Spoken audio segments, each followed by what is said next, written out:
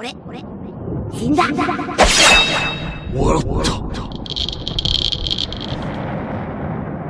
やっぱ生きてた。ほうけ。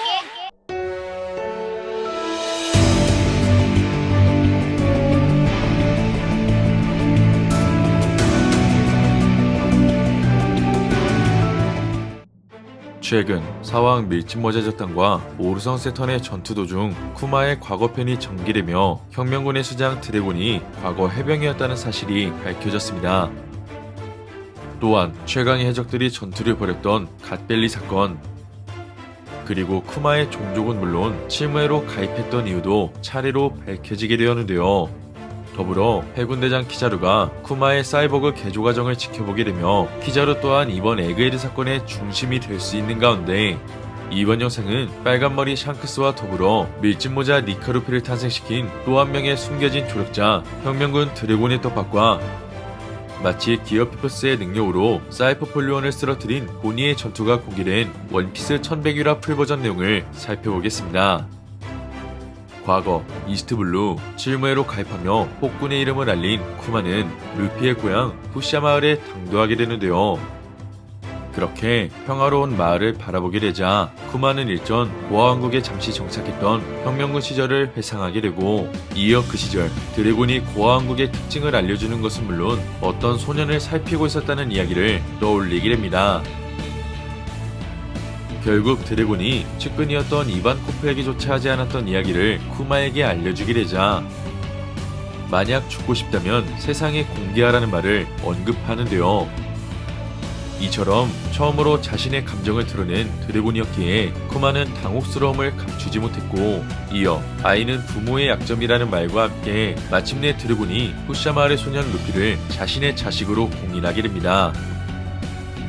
한편 드래곤 또한 자신의 자식을 사랑하는 부모임을 알게 되었고, 드래곤이 언급한 말의 뜻을 이해하며 더 이상 루피를 조사하지 않았는데요.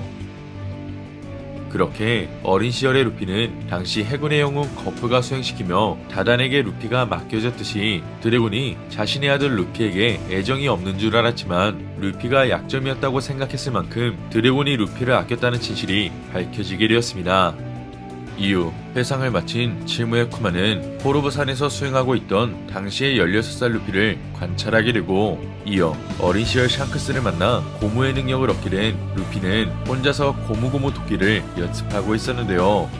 이처럼 루피는 에이스가 먼저 출항하게 되자 한층 더 강해지기 위해 수행의 시간을 보내고 있었고, 그 순간 전부가 쿠마에게 연락을 취하자 전부벌레의 소리가 울려 퍼지게 됩니다. 그렇게 수행 도중 갑자기 들려오는 소리에 루피가 경계하는 모습을 보이게 되지만 이내 쿠마가 자신의 능력을 사용해 포로보산을 떠나게 되었습니다. 한편 루피는 내가 감당하지 못할 강한 생명체가 숲속에 있었다며 쿠마의 기운을 감지하게 되었는데요.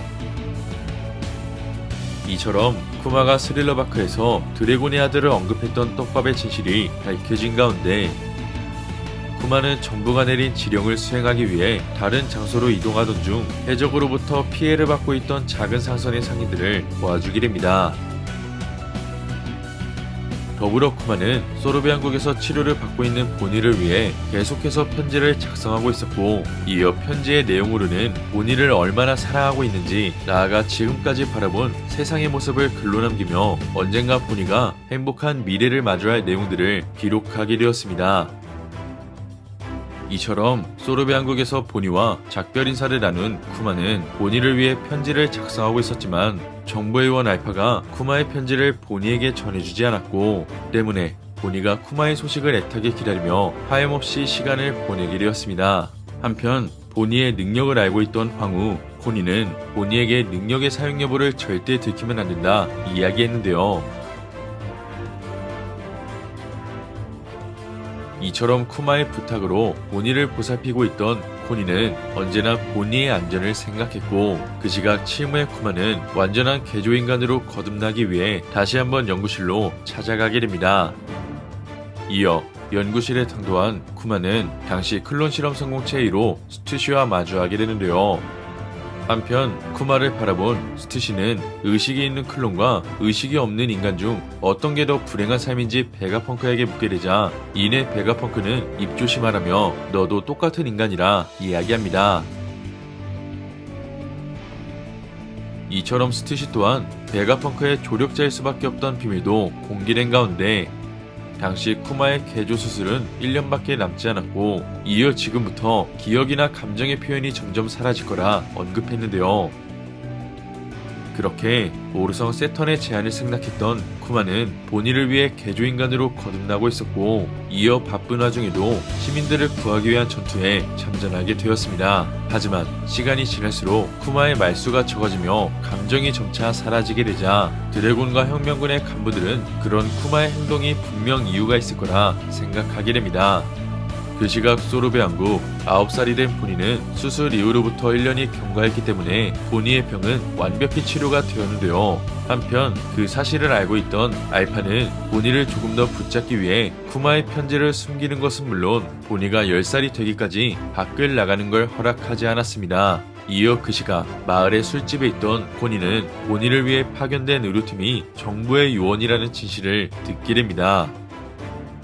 결국 마을에서 얻은 정보를 통해 코니는 보니를 안전히 탈출시키기 위한 계획을 생각하게 되고 한편 쿠마와 지니의 친구였던 토치와 포테토는 정부로부터 보니를 탈출시키기 위해 자신들의 어선을 해적선으로 개조시키며 출항을 결심하게 됩니다. 이처럼 모두가 보니를 구출하기 위한 계획을 실행시키자 먼저 코니는 보니와 옷을 바꿔 입게 되고 한편 자연광이 노출되면 죽을 수 있던 보니는 베가펑크의 기술로 완치되며 교회 밖으로 나올 수 있게 되었는데요. 그렇게 경비병을 따돌리며 순조롭게 탈출을 시도한 보니였지만 결국 사이퍼폴 요원 알파에게 덜미를 잡히게 되고 이어 알파는 월보를 사용해 보니를 추격하게 됩니다. 결국 초인적인 채수를 사용할 수 있던 알파였기에 보니가 위기에 처할 수 있게 되자 보니는 어린 시절 쿠마에게 물었던 니카의 생김새를 떠올리는데요. 한편 쿠마 또한 니카를 본 적은 없었지만 마치 고무와 같은 몸을 자유롭게 사용할 수 있을 거라 언급하게 되자 그런 쿠마의 이야기를 떠올린 보니가 이내 디스트럭션 퓨처라는 기술을 사용하게 됩니다.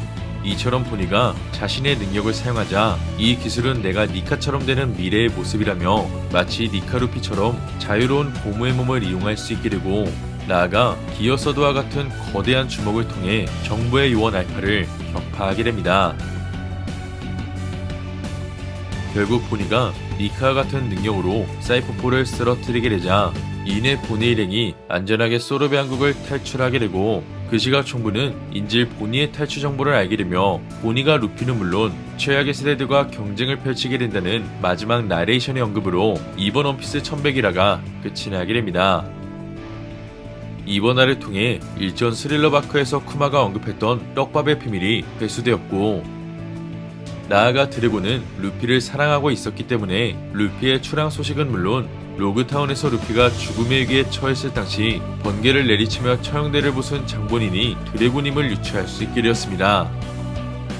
이처럼 드래곤의 약점과 능력의 비밀이 점점 공개되고 있는 가운데 샹크스는 루피에게 니카의 열매를 준 조력자로서 그리고 드래곤은 로그타운에서 루피의 목숨을 구해주었기 때문에 니카 루피가 800년 만에 완전히 부활할 수 있었다는 것을 알게 되었습니다.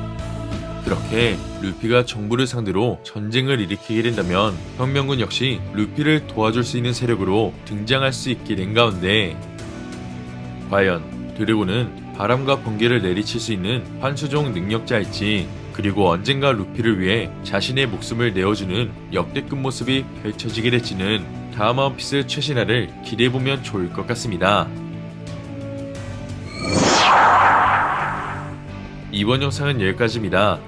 시청해주셔서 감사합니다.